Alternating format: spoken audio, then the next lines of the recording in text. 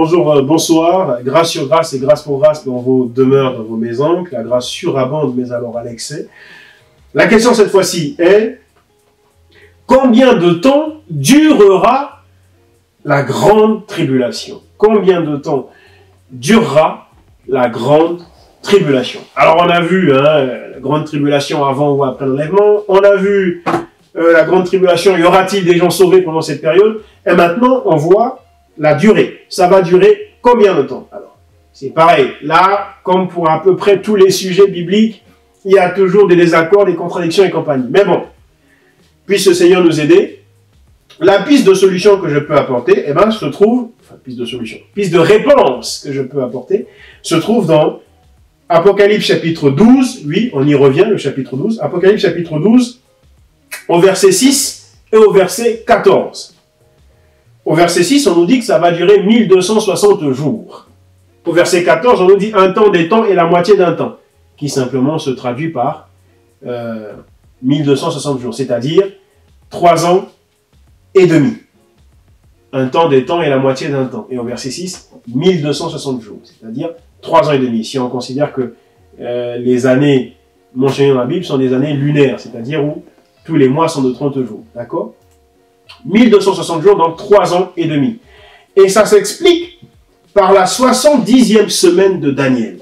La 70e semaine de Daniel, où l'homme impie, c'est-à-dire l'Antichrist, sera révélé.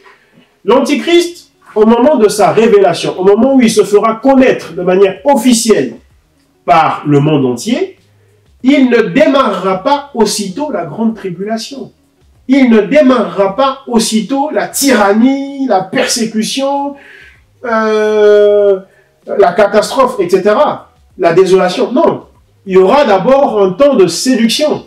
Et ce temps de séduction où il va plaire, où il va s'affirmer dans la séduction, dans le fait de plaire, dans le fait d'apporter des solutions, dans le fait d'apporter un semblant de paix. D'accord? Un semblant de paix mondiale.